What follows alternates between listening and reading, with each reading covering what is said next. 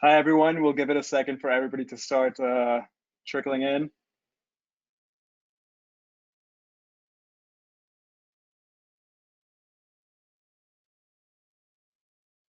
All right, let's go ahead and get started then. Hi, everyone. Thank you for joining us for Advocacy 101. My name is Sebastian Celis, and I currently serve as the Council on Advocacy Chair, and I'm also today's moderator. I am a third year at Columbia University College of Dental Medicine, and I wanted to welcome you all to our webinar this evening, and thank you all for listening along. The session today will cover the importance of advocacy on a local, state, and national level. Some common advocacy misconceptions, key legislative priorities that ASA focuses on, and how to stay informed and get involved with advocacy. Before we begin, I'd like to share a couple of housekeeping items. This webinar will be recorded and available to ASA members through our website on July 30th.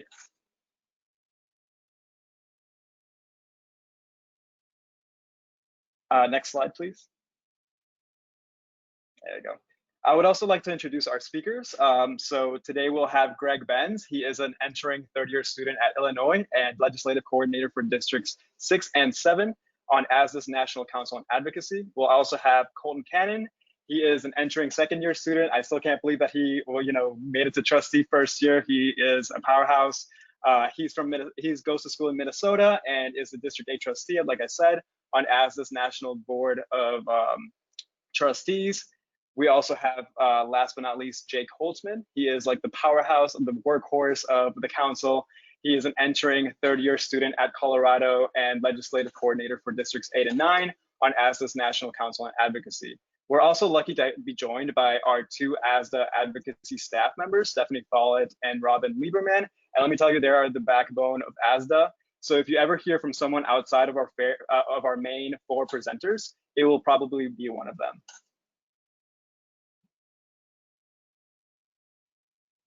We will take questions at the end of the presentation. Questions can be submitted at any time through the control panel located on the right-hand side. And at the end, once we're all finished presenting, we will address all those questions. So you're more than welcome to ask the questions at any point during the presentation. All right, so let's go ahead and get started with some advocacy misconceptions. Number 1, I am not a politician. I don't have a strong political background or extensive knowledge of the issues. Well, lucky for you, sometimes being a politician is not exactly what we strive for, right? We all come from varying levels of knowledge, and we're all subject matter experts at our own specific field, right? And if we were all politicians, that would really crowd the field. By providing really expert knowledge to politicians, that's actually really helpful for the politicians to make decisions, since politicians can't know everything, right? So also, if you don't have a strong political background, you have come to the right place. Here at Advocacy 101, we're here to kind of give you all the information, all the basics when it comes to legislation. Number 2, it doesn't make a difference. Legislators don't listen to students and young voters. So if I know that sometimes given different administrations and things like that, it might seem a little futile to really put so much effort in. And it's understandable, but I think that at the end of the day, we need to all just remember that it takes small steps to accomplish big things. And legislators don't listen to students. I would actually just speak from personal experience. When I went to Lobby Day, I think these legislators and their representatives kind of get a little tired of listening to adults talking all the time. So they really appreciate the fresh experience and the kind of like the fresh voices that we represent. And especially when we're talking about things like student loan debt and things like that, they really want to hear it firsthand how student loan debt, for example, can be impacting and negatively impacting our lives. So I highly recommend that when you go to Lobby Day to definitely speak to your representatives, since they are very much willing to listen. And also, we are young voters, and we did elect them, so we are their constituents. So, we are there for them to hear us out. Number 3, advocacy and partisan politics are 2 sides of the same coin. So luckily, as I'll note later, advocacy and lobbying are 2 different things, and ASA tries to be as bipartisan as possible. We don't affiliate with any specific political party, and as I'll mention later on. And so we really try to focus on what matters the most as our identity as dental professionals, as students, as well as our patient population. So advocating for healthcare access, for example. So these are all things that are kind of like human values, not really anything that's specific to any political party. And last but not least, advocacy takes too much time. You know, I am not going to say it's completely false. I think it really depends on how much time you'd like to give it, because, you know, you can spend 4 days, let's say, during lobby day and go to DC and spend time, you know, flying over there and talking to your representative. And yeah, sure, that takes a few days. But at the other side of the coin, it could also take 30 seconds if you use the action alerts and you send and submit pre-written templates to your representatives about different acts, such as like the ASA Act or the READY Act. And that really takes a few clicks. So really, you know, runs the gamut in terms of it can take 30 seconds or a few days. And saying it takes too much time is a bit of a stretch.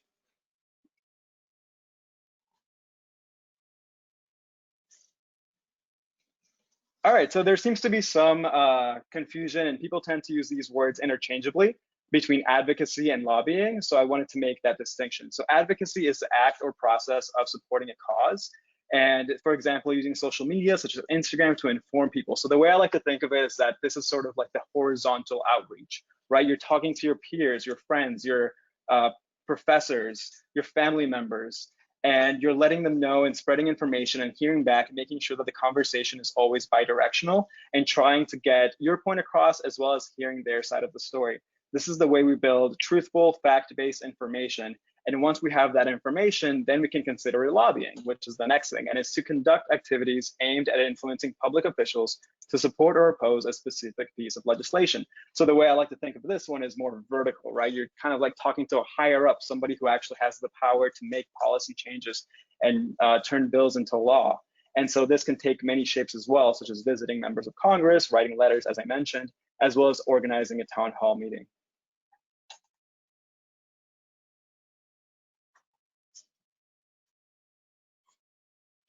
All right, so a little bit about what ASDA's Council and Advocacy does. So we represent the dental student interests and provide opportunities to champion our rights as future students, future dentists, as well as supporting our patients by encouraging advocacy surrounding the protection and advancement of their welfare within our profession. So I think it's multifaceted, right? We're kind of here to, you know, take a stance for ourselves as students, as dental professionals, as small business owners, as members of the healthcare community, as well as taking a stance on our patients, making sure that they have the right access to healthcare, for example. These are all things that we kind of take positions in.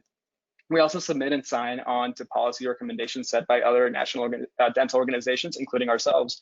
So for example, if the AAPD or the ADA have written a letter, they come to the council to see if we can sign on, and we make that decision by, you know, being very scrutinous about the wording of the letter and things like that. And once the council decides that we sign on to it, then we sign on to it.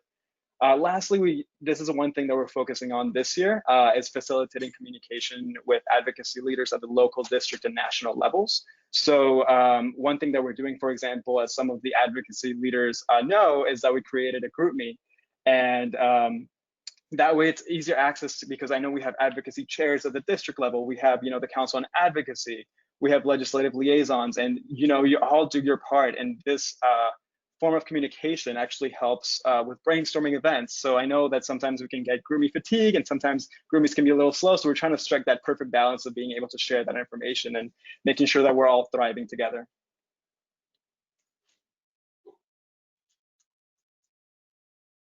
All right, so just a brief overview of the United States government structure. I know it's been a long time since high school American government, so here you go.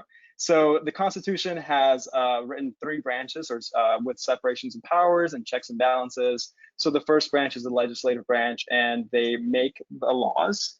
They are composed of Congress, which is 2 different houses, the House of Representatives or delegates if you're in a state, as well as the Senate. Then we have the executive branch, which carries out the law, and that involves the president as well as the VP, and then as well as the cabinet. And then finally, we have the judicial branch, which interprets the law. Sorry, the font is a little small there. And obviously that comprises the Supreme Court as well as other federal courts. So we can contrast this with how ASA is organized, right? So on one hand, we have the federal government, which is a regulatory body, which means that they can create and enforce laws, whereas ASA is an advocating body. So we have policy that informs what we support and advocate for it. Obviously, if it was as easy as having ASA creating a law eliminating student debt, we would be all for that, but unfortunately, that's not how it works. So ASA's governing body is the House of Delegates, composed of 2 members per ASA chapter.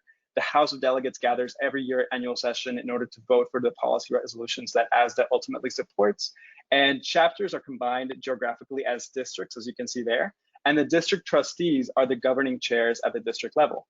These trustees also comprise the board of trustees, along with the president and vice president. And also alongside there at the bottom, you see council. So that's where we kind of fit in as a council and advocacy.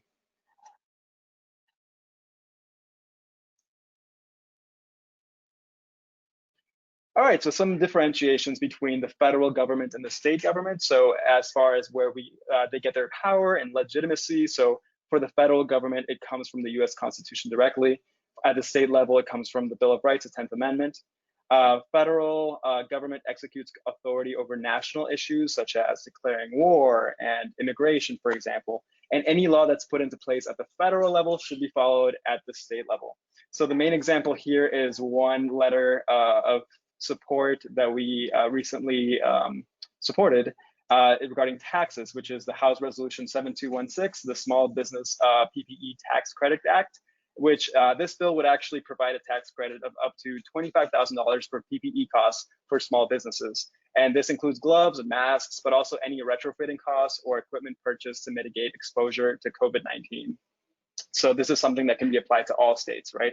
At the state level, they have the power to reserve the powers not granted to the federal government by the Constitution, and these are more state issues. So this includes, licenses, and on one end, it could be a driver's license. On the other, maybe more importantly for you, more relevant, is the dental license. So licensure reform, as much as we would love to have an overarching thing that covered all states at once, we do have to go at a state by state level and make policy changes state by state.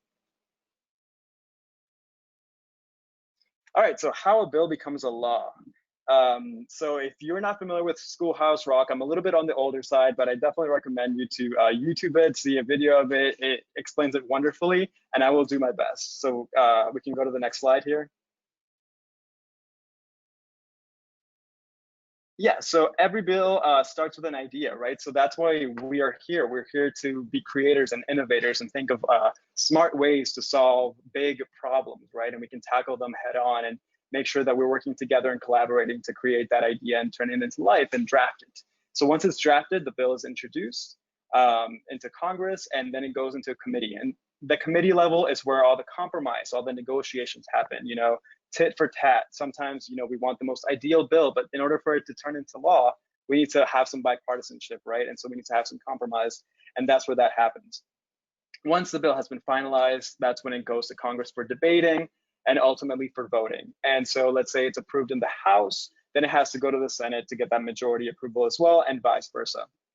Lastly, if the bill is passed by both houses in Congress, then it goes straight to the president, and the president has the ability to sign it into law.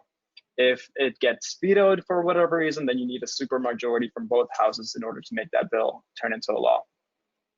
But again, I recommend that YouTube video, the Schoolhouse Rock. It's a lot of fun and very catchy.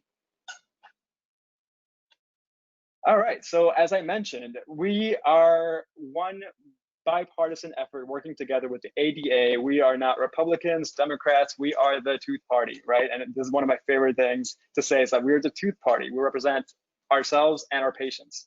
And so we advocate on behalf of our patients and our profession, not a political party. And last year, we actually had the pleasure of saying that we had 5 dentists in Congress and representing both the 2 major political parties, Democrats and Republicans. Unfortunately, this year, our one Democrat changed parties to Republicans, so we can't say that this year. But hopefully in the years to come, we can say that, this is bipartisan and we have representation from dentists on both sides. And who knows, maybe in a few years, we'll have another dentist that's listening to us right now turning into a politician. So, here's to that. I believe that is the end of my segment. So Greg, I believe you're going to go over some issues, so take it away. All right, thank you so much for the introduction, Sebastian. Colton and I are now going to go over a few issues that are important to us as dental students. Just a quick disclaimer, this is meant to be kind of an overall introduction and is by no means a comprehensive presentation of some complex topics. Like Sebastian just said, we are focused on lobbying for dentistry as a whole, and we do not identify with a particular party.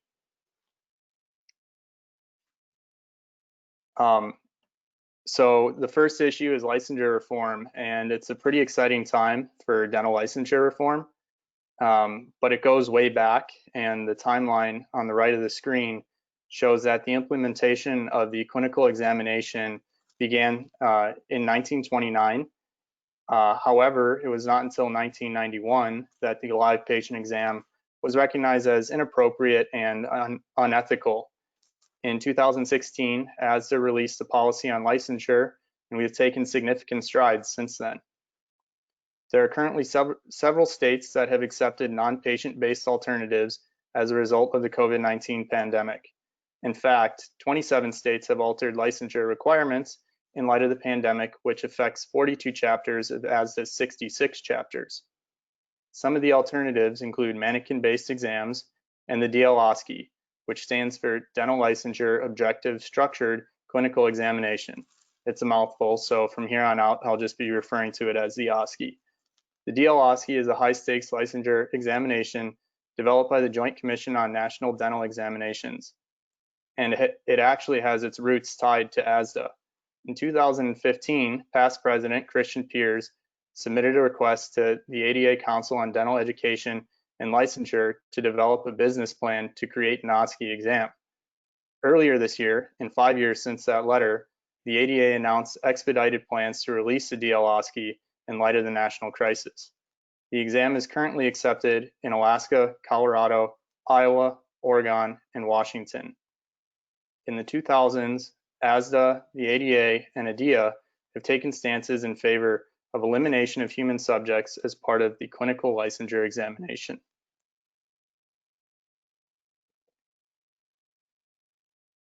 So why is this a big deal? First of all, the exam is not valid.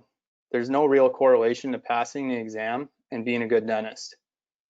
Some individuals that pass the exam may not be the most competent, and on the contrary, some individuals that fail the exam may be outstanding clinicians. The exam is not the best indicator of clinical skills required to succeed beyond dental school. The next problem is that the exam is not reliable. There's no way to standardize the exam. No two lesions are the same, no examiner is the same, and no clinical environment can be the same. Next, the exam does not put the best interests of the patient first. Some students will delay treatment because they have a patient that has a prime class 2 or class 3 lesion, and others may overdiagnose caries in order to obtain a patient to use for the examination. This is unethical, and as future dentists, we have an obligation to provide the best care possible for our patients. The exam places candidates in positions of moral distress. All parties are put in an awkward situation if the student does not pass the examination. The patient retrieved a treatment that is below standard of care, and what should they do now? Lastly, the exam is not universally accepted. Licensure portability is a major concern for many new graduates, and the requirements are set by each individual state's licensing body.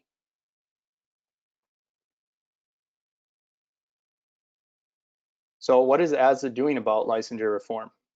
As I mentioned before, ASA published the white paper in October of 2016, and that outlines the problems with the current licensure process. The L1 policy states the ideal licensure exam should include the following. It does not use human subjects in a live testing scenario.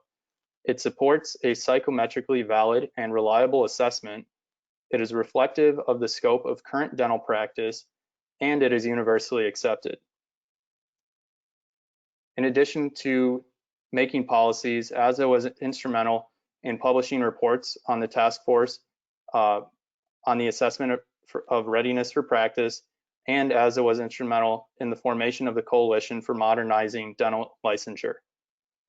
ASA's alternate examination should include a mannequin-based kinesthetic assessment, and that's in order to demonstrate the necessary hand skills, a non-patient-based OSCE, and a submission of a portfolio.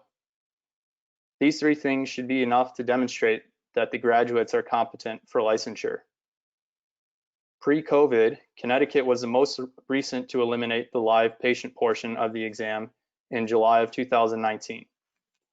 As the chapter presidents sent a letter asking for licensure reform in April, and states have had different, each state had different requests based on their current licensure status. The next topic I wanted to touch on is one very close to my heart, and I'm sure all of yours also, and that is student debt. The figure shows that in 2018, the average debt for a dental school graduate was $285,184, and 80% of 2018 graduates had at least $100,000 of debt. These are huge numbers, and that really impacts what students plan to do post-graduation. I really believe that if the number associated with student debt were lower, more recent graduates would be inclined to participate in public health initiatives and potentially lessen the access to care burden that we're seeing. Instead, we're all focused on paying back student loans. ASA encourages to support reductions on federal student loan interest rates, to provide refinancing opportunities, and to provide opportunities for loan forgiveness, scholarships, grants, and tax deductions. Currently, due to COVID-19, rates have been frozen at 0% from March 13th to September 30th as part of the CARES Act law, which provides relief to federal student loan borrowers. For the upcoming year, Congress has set student loan interest rates for the direct grad loan at 4.3% and the grad plus loan at 5.3%. And that's pretty much 2 to 3% lower than when I started dental school. So I hope that trend can continue in that direction. With that, I'd like to pass it along to Colt. Yeah, I'd like to say thank you to Greg and Sebastian for your insightful comments. So ASA's mission statement is an organization that represents the rights, welfare, and interests of dental students. So an important question is, what is ASA doing about this?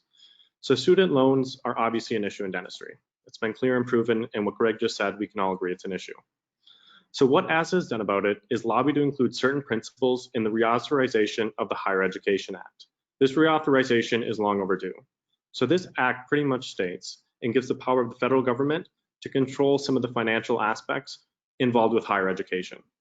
We've encouraged representatives to co-sponsor the Student Loan Free Financing and Recalculation Act. So this act determines interest rates and what it costs to borrow money from the federal government. ASA has also signed a letter to introduce the Resident Education Deferred Interest Act, or the READY Act.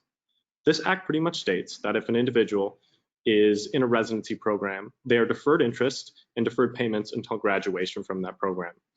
As we know, in the current cases, sometimes residency programs aren't fully funded, and that causes an issue when it comes to people pursuing these specific specialties. Next slide. So another area of kind of criticality that ASA is looking into is mid-level providers. So based on ASA's definition, a mid-level provider is an individual who is not a dentist with 4 years of post-collegiate education, who may perform irreversible procedures on the public. So another way that you've probably heard mid-level providers is referred to as dental therapists or advanced dental therapists. Several states within our country and where schools are located have established mid-level provider programs, such as Alaska, Minnesota, Maine, Vermont, New Mexico, Nevada, Washington, Oregon, Arizona, Michigan, Idaho, and Montana. So after saying that, you can see mid-level providers are either being trained and educated and are still practicing in several states within our country. So the main reason that mid-level providers were introduced is to reduce barriers to care.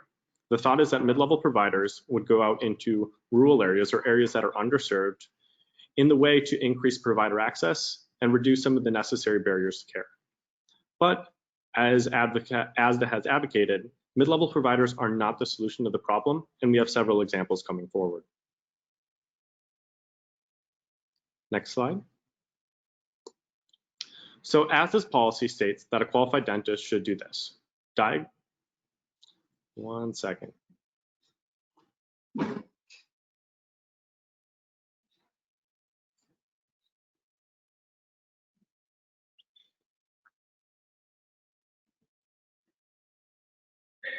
So a little bit about ASDA's C2 policy. So this is the policy that states of what a qualified dentist should do.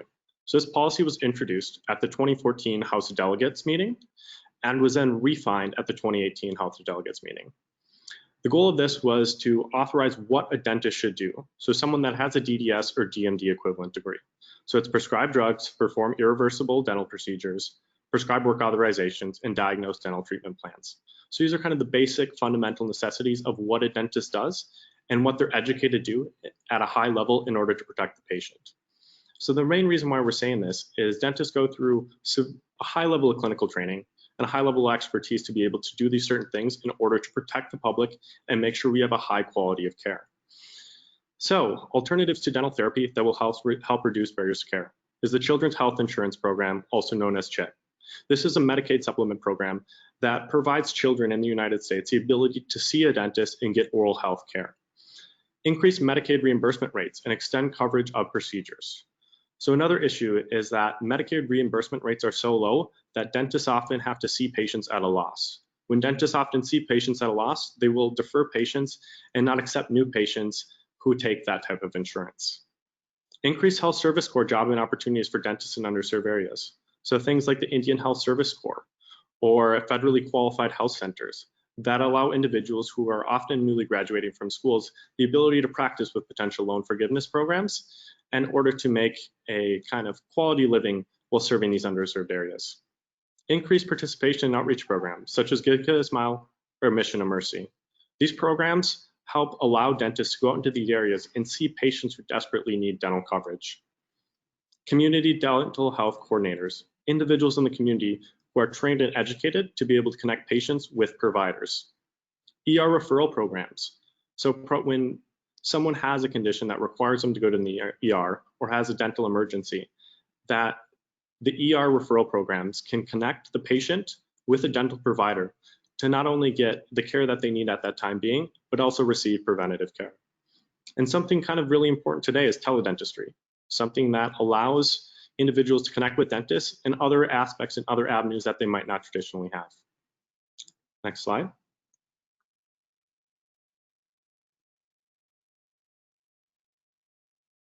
So what is ASA doing about this? ASA is committed to advocacy and legislation that helps alleviate barriers to care. We support the Ensuring Lasting Smiles Act, which requires companies to cover the cost of medically necessary services due to congenital abnormalities. So a recent update that we had was on April 17, 2020, ASA along with 50 other dental organizations signed a letter requesting that the Department of Health and Human Services and Center for Medicaid and Medicaid Services provide immediately access to capital by releasing fundings from the CARES Act Provider Relief Fund to dentists that are Medicaid providers. So this pretty much states is increasing the level of funding to Medicare and Medicaid providers so they can see these patients. ASA again supports Medicaid expansion at the state level and hopes that all states expanded to include coverage for all individuals who suffer from barriers to care. ASA helped successfully get the Action for Dental Health Act passed with expanded funding for vulnerable populations. As we've seen, a lot of the barriers to care are directly related to vulnerable populations who can't see providers that they need necessary.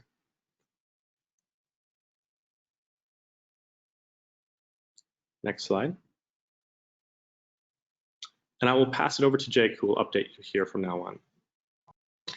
Awesome. Thanks for getting us ready to make a difference, Colton, Greg, and Sebastian. So since all of us as the colleagues have invested our time tonight to learn about the structure of our government and the issues that as the champions like Colton and Greg talked about, it's time for us to take that next step to get involved. With everything that dental students have going on in their busy schedules, I feel like sometimes the direction to get involved carries a heavy and sometimes anxiety-inducing weight with it. If you feel like that, don't worry because you're not alone. We can't learn it all and advocate for every bill, but as professional students that'll be healthcare providers someday, I think there's some things that all of us can do to advocate for our colleagues and our patients. So let's break it down really quick and summarize how we can get involved in ASDA advocacy at the local and national levels. First, and most importantly, let's vote. Even though our federal representatives and the presidency get a lot of attention, the majority of legislative decisions that affect our communities are made by our local and state governments. If we aren't being active participants in every local election, we're giving everyone else an opportunity to speak for us on important issues like healthcare, student debt, and barriers to care. Before we vote, we need to make sure that we educate ourselves on the issues, the candidates, and the facts, just like all of you are making the dedication to do tonight. Together, let's make sure that we check out Ballotpedia, ASDA's ASDA Action Platform, and other fact-driven resources that'll help us educate ourselves about our candidates. In grassroots advocacy, just like in voting, it's always been a great idea to start local. If you're looking for a good place to start, get in touch with your local chapter's legislative liaison to figure out how you can start advocating for a cause, and then prepare yourself to help educate your classmates and colleagues about that issue at chapter advocacy events. In addition to our local ASDA chapters, our local and state dental organizations can be super effective vehicles for making a change. If there's something you're particularly passionate about and want to take it to the next level, consider engaging with your local and state dental organizations. Through networking and support, dental students can work with these organizations to push issues, agendas, and ideas to our state dental boards and state legislators. In fact, this is exactly what former National ASDA President Dr. Christian Pierce did when he was in dental school at Colorado, along with what he did with the ADA, as Greg mentioned. After getting turned away by the State Dental Board for his efforts to increase portability of dental licensure in Colorado, he reached out to his local and state dental organizations. Together, pushed by Dr. Pierce's vision, the Colorado Dental Association pushed the Colorado State Dental Board to make Colorado the most accessible state in the country in terms of dental licensure. All right, so next.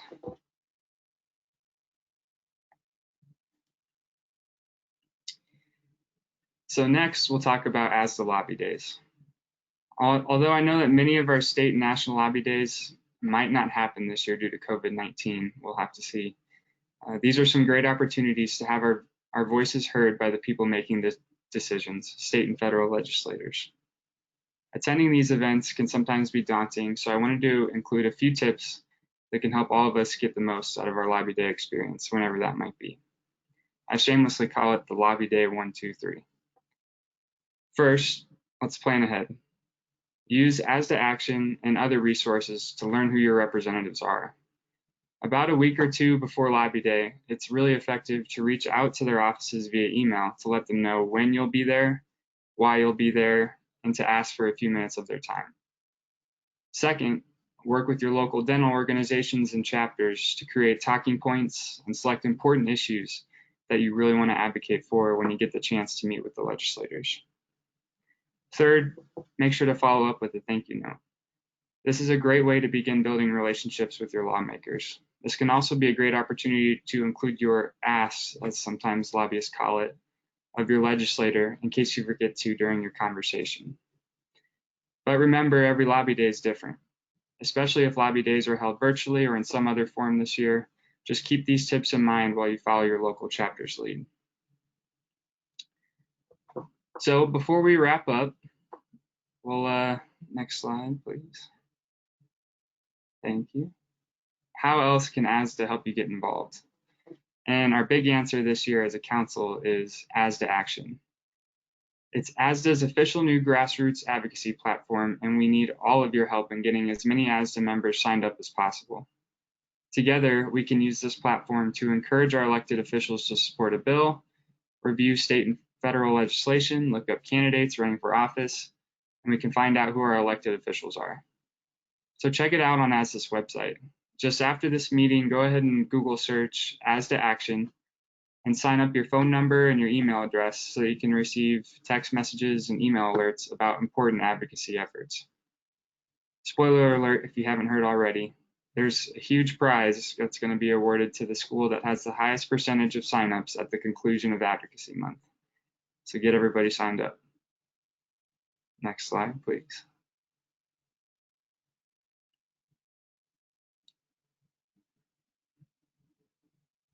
All right. We also wanted to highlight a few of ASA resources that can help you get involved and encourage you to get pumped for Advocacy Month this November. Throughout this coming year, be sure to tune into the rest of Council and Advocacy's webinars. The Council has worked hard to put together a good slate of topics that can help us all be better advocates. Next month, on August 26th, the Council on Advocacy is excited to announce that we'll be joined by the current Assistant Surgeon General of the United States of America, Rear Admiral Dr. Tim Ricks. We'll also be joined by the ADA Director of the Council on Access Prevention and Interprofessional Relations, Dr. Jane Grover. Together, Dr. Ricks and Dr. Grover are preparing a presentation about advocacy, public health, and the effects of COVID-19. Make sure you let your friends know about this one because none of us are going to want to miss it. If you're looking for a good way to get to the latest legislative updates from around the country, check out the monthly ASA Advocacy Briefs in your email. Council members and other interested students will also be publishing articles in Contour, our national ASDA blog, and chapter blogs about hot advocacy topics, new successful initiatives, and much more. If you haven't heard about it already, make sure to check out ASDA's Advocacy Certificate Program. This is a great way to keep your advocacy efforts on track and even be rewarded at the end of the year. In fact, attending tonight's webinar earns you a point for this program. Last, be on the lookout to see if everyone's favorite molar bear makes a fall appearance before going into hibernation. Work with your chapter legislative liaisons to start planning for this year's Advocacy Month and think of creative ways to educate your colleagues and engage in advocacy. Leading up to the fall elections this year, many chapters have expressed great interest in hosting a voter registration and a commit to vote drive. To help everyone in their efforts, the Council on Advocacy has put together a tips and tricks to voter registration drives that will be distributed to chapters soon. Next slide, last slide. And first, I know that was a lot of information, but when all is said and done, let your passion be your guide. If you get fired up when you hear about that the average dental student comes out of dental school with over 280 grand in debt, like Greg talked about, study up on ASA's F4 policy and start pressuring your lawmakers to make a change. If you get fired up when you learn more about the oral health disparities that continue to persist in a society as collectively wealthy as ours, study up on ASA's H1 and H2 policies and start pressuring your lawmakers to make a change. Whatever it might be, champion an issue close to your heart and be the change that you want to see with ASA advocacy. And with that, I'll turn it over to Sebastian to wrap things up, and I think we'll probably go with some questions. Sounds good. Thank you so much, Jake, Greg, and Colton. So we appreciate you speaking with us today. So one thing that I actually got from this presentation right now is that I think that we need more innovators with our specific experience in order to create smart policy. For instance, ASDA fully supports reducing barriers to care, but the mid-level provider solution that Colton spoke about did not do what it set out to accomplish, right? So I think we need creative, fresh minds to tackle issues like these so that we can start on the right foot at the probably most important and fundamental step, which is coming up with that initial, smart, fully thought out, fact-based idea, right? So now it's time for question and answer. So now we'll be taking questions about the presentation. Let's see what we have. All right, so coming from a school that is a huge proponent of dental therapists, which is mid-level providers, right? How would you suggest talking about alternative solutions when it feels taboo to say anything negative about dental therapists? One thing that I wanted to say is, first of all, I think we should be promoting and condoning open conversations, right? So it's not like we have the answers to everything, and being able to have, as I mentioned, that bi-directional communication and speaking of pros and cons in a civil and respectful manner really goes a long way. Another thing that I would recommend if there are big proponents is that, for example, in my school, you don't really see that, right? So a lot of us are kind of opposed to that idea. And so I would suggest maybe creating an event that has a healthy debate, right, about this topic. And I think that's one of the things that ASA Advocacy does well are those like really healthy debates that actually garner a lot of attention. Did anybody else have any comments on this question? Any of our presenters? Yeah, I can speak a little bit on that. So I come from Minnesota, which has a large dental therapist population, and we educate a fair amount each year. I would say the biggest thing is just become educated on it. Speak with the students, speak with them, and just be able to have a dialogue, like Sebastian says, and come to the conclusions and come to aspects that kind of you believe in and you're passionate about, and just be willing and have an open mind to learn more and engage in some of those conversations. Great.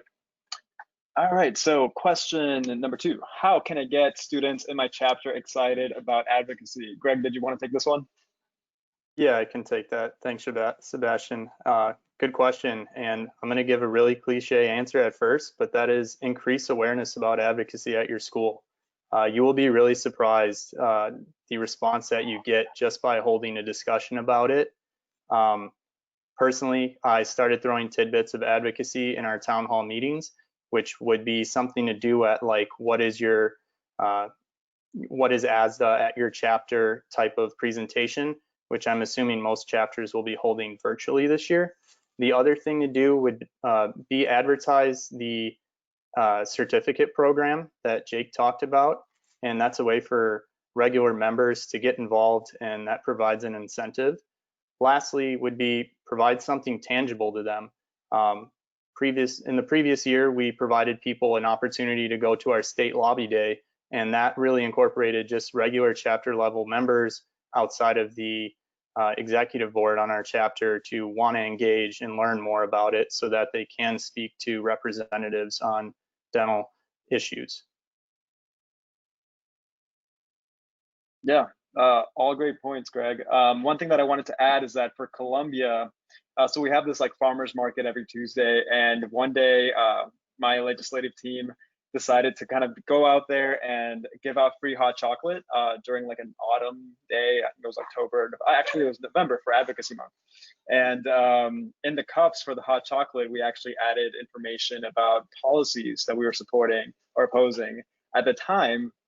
And so that's like a really quick and easy way for them to like read up on the policy and like, wait, student debt, and all I need to do is just, a few clicks on ASA action alert, and I can talk to my representative that way. Little easy things like that can really go a long way. Okay, so question number 3. Great job. Oh, thank you. Will this recording be available? Yes, the recording will be available on July 30th. So stay tuned for that.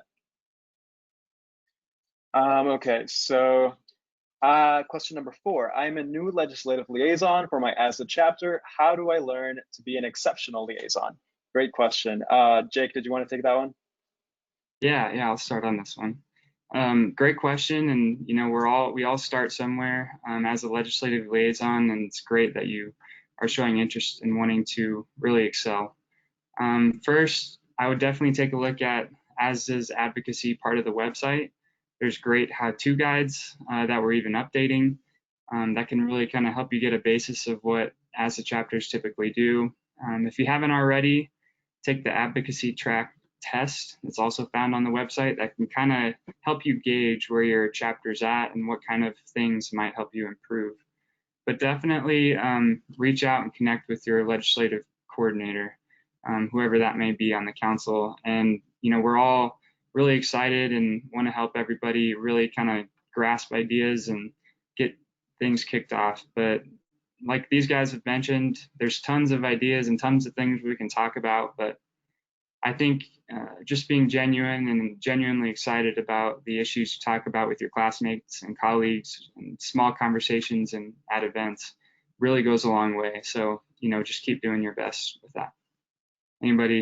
People can jump in if you had something to add. But. Yeah, no, that was great. I think just emphasizing the fact that, we have advocacy leaders at the local, district, and national levels, and we're all easily accessible. You can contact us. We have our contact information here, as well as the GroupMe if you're a legislative liaison. So definitely reach out. And yeah, that's the purpose sort of the GroupMe, is to promote that sharing of ideas and brainstorming. One thing that we're doing right now is kind of analyzing trends and seeing, what are the strengths and weaknesses of the advocacy branches of each of our ASA chapters, and how does it measure up overall nationwide? Are there things that we can tackle nationally to better each local chapter. So definitely stay in touch using our communication methods. Okay, our next question here is, how do I know if licensure changes have occurred in my state? Sure, so it's actually pretty easily accessible. It's an ASDA's website. If you refer to the COVID-19 state licensure updates on the website, it actually provides information on a state-by-state basis. And also if you go to dentallicensure.org, dentallicensure.org, it's the same sort of thing. It's a state licensure map provided by the ADA. So that's dentallicensure.org. All right, next question here is, many students at my school are afraid advocacy is too political or too intimidating. How can we get them involved and show that anyone can be an advocate and that it is bipartisan? Jake, you want to tackle this one?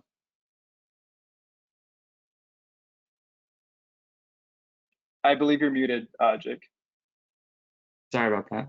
All right, No worries. unmuted now. Yeah, I was saying it's a great question, and it can kind of be difficult to navigate. But my best suggestion would be to start on the issues that, not that all issues are super partisan, but some are a lot more clear-cut than others, especially the Ensuring Lasting Smiles Act. I know at Colorado, that really brought a lot of people together last year and the year before that. Just kind of going in depth and learning about children born with these epithelial and craniofacial defects. It really hits home at the heart, and finding something you're passionate about that you can really kind of explain to a bipartisan audience, whatever side of the aisle they're from. That would be my best advice from Colorado.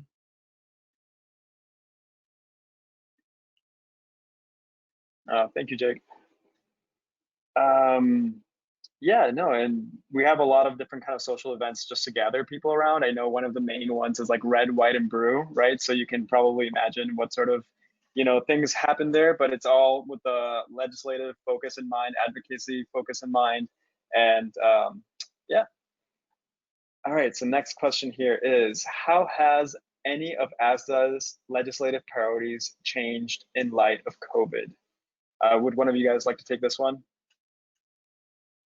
Yeah, I can help out on this one. So ASDA kind of remains committed to helping out with the legislative priorities and adjusting where we see fit and working with other dental organizations to address the needs of our students. So as an organization, our goal is to represent kind of the interests of dental students and adjust based on what those interests are.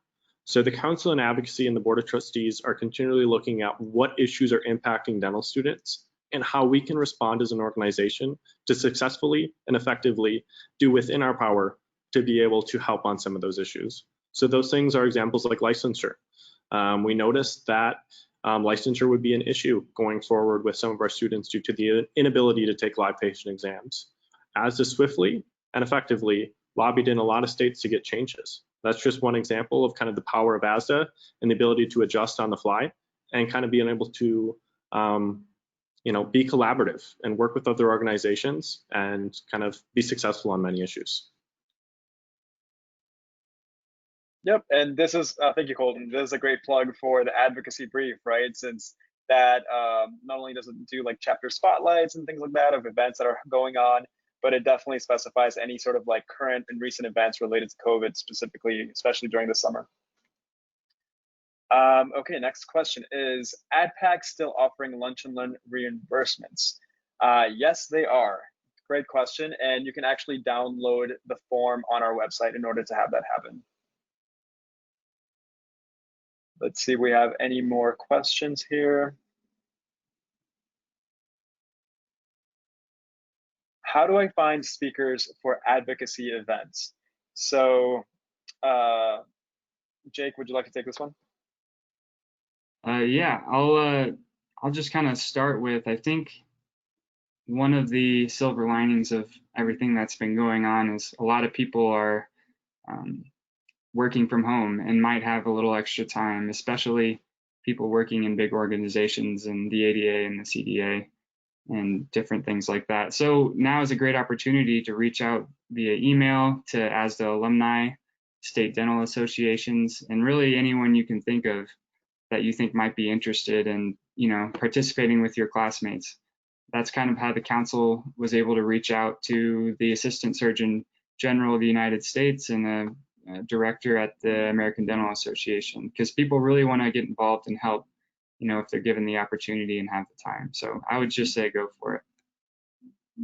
Definitely. I think also starting from who you know best, right? So who had your legislative liaison position before you, and before that, who did they contact?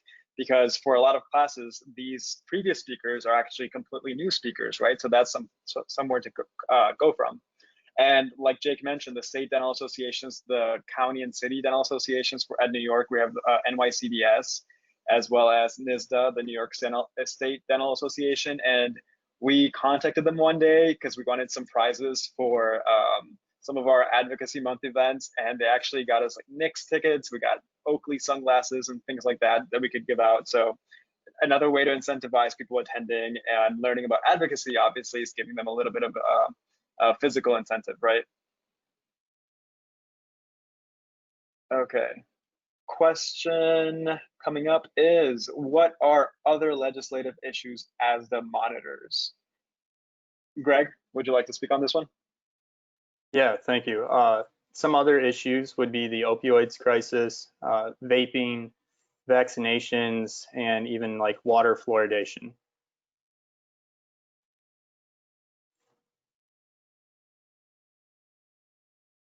Yep. So yeah, I think that covers it. If you have any questions specific to that, feel free to let us know. Next question is, what are some ideas for encouraging people to vote in a virtual environment? That is a great question. That is something that we're actually working on right now. So as Jake mentioned, we are working on an updated how-to advocacy guide that will be released in the coming weeks, definitely before Advocacy Month. And that will include a voter registration sort of like event guide and a way to encourage people to get more involved. So definitely look out for that. Again, I also want to mention, incentivizing with physical prizes and things like that. So one thing that I know my school is thinking about is, having people send in their I voted stickers through social media or something. And people that do that can get entered into a raffle or something like that. And that definitely promotes voting. Let's see. Anybody else wanted to speak on this one? No, okay. All right, so how do you make advocacy more approachable to average members? Great question. I think this will also be our last question, by the way. But again, if you guys want to contact us and would like to know more about advocacy, definitely let us know. So the question was, how do you make advocacy more approachable to average members? Jake, feel free to take this one. All right. Yeah, I think similar to trying to reach and kind of really illustrate that ASDA's a bipartisan advocacy effort, I think it really starts with, being genuine and doing the research as legislative liaisons and people in roles in advocacy in ASDA. I think it really helps if we can all kind of study up on the issues and be well prepared to just kind of talk casually with students about advocacy. It doesn't have to be, hey, let's go get coffee and talk about advocacy, but things come up, especially with COVID-19. Whenever I see anybody I used to know, that's all everybody wants to talk about. So maybe we can talk about what ASDA is doing to help support dentists during this time, because I know it's really hard for a lot of private practice dentists. And ASDA, like Sebastian and some of the guys mentioned, really looked into a lot of different letters that were sent and bills that were sent to the American Student Dental Association and signed on in support and helped advocate for PPP provisions for private practice dentists and Medicaid community clinics. So there's a lot of things that ASDA's done that we can kind of just come up with and talk and get people more comfortable talking about advocacy.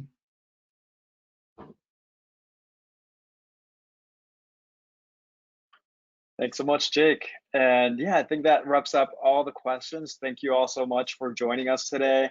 I just want to say that this is only the beginning. Let's keep the conversation about advocacy going. If you wanted to know more information, you are free to contact us. Our email that all of council receives is advocacy@asdanet.org. So let me repeat that so you can copy it down. It's advocacy@asdanet.org. So again, let's keep the conversation going. We're very friendly. We do not bite. We're just here to serve you guys first and foremost. And yeah, I just wanted to thank all our presenters, Colton, Greg, Jake, as well as our staff, Stephanie and Robin. You guys are rock stars. So I think that wraps it up. Thank you all so much for joining in, and hope you have a great night.